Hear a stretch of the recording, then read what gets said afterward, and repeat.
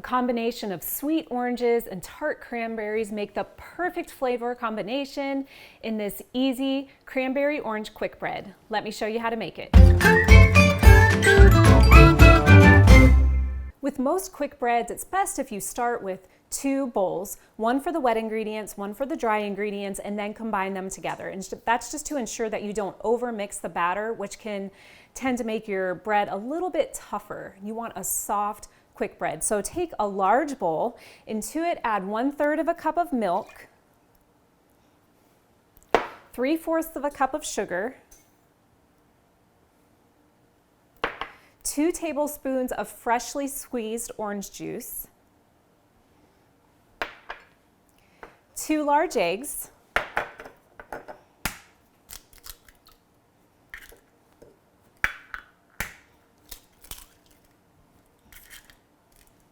half of a cup of oil, and then 1 teaspoon of vanilla extract. And then add in the zest from that orange. This is just going to boost that orange flavor. Use a whisk and whisk that together. Make sure those eggs are broken up. And then set that aside and mix together the dry ingredients. I have 2 cups of all-purpose flour. Into it, I'll add 1/4 of a teaspoon of salt and then 2 tablespoons of baking powder. Mix that together just a little bit. And then you'll add the dry ingredients into the wet ingredients. I usually use a whisk to get the ingredients just barely mixed, and then switch to a spatula so that you can scrape the sides of the bowl together. It's really important, again, with quick bread, not to overmix the batter. So mix just until it is blended. Let's get the cranberries ready. You can use fresh or frozen cranberries for this bread recipe. You'll need about 2 cups.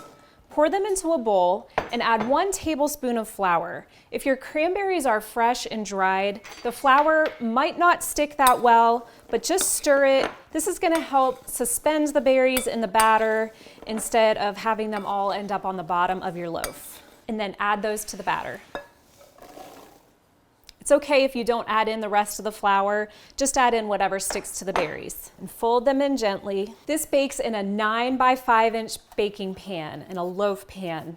So you want to make sure that you grease the pan. Add the cake batter.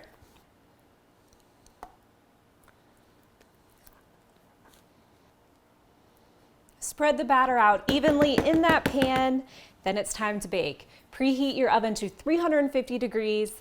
The exact baking time is going to depend on the type of loaf pan you have, what the loaf pan is made out of. We find that our bread takes about 55 minutes. It might take up to 65 minutes though, just depending on your oven. So just watch it closely, plan enough time for it to bake fully.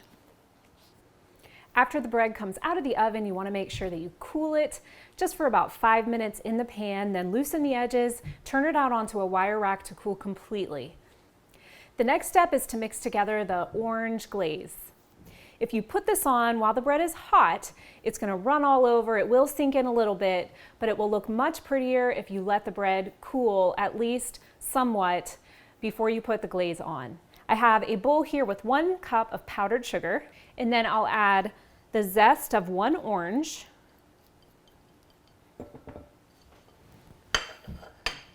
half of a teaspoon of vanilla,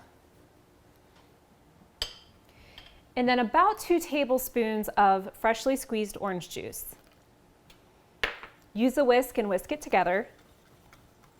You might want to add only about half of the orange juice first, then add the other half if you need it, just so your glaze isn't too runny. Take the glaze and drizzle it over the bread. You can use a spatula, a spoon, however you want.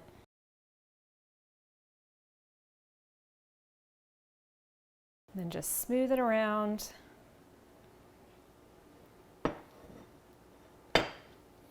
The glaze really adds the perfect sweetness to match with the tart cranberries. You can see the beautiful red berries with the orange glaze. It is so, so pretty and delicious. You can print this recipe over at tasteoflizzy.com. Be sure to check back soon for a new video.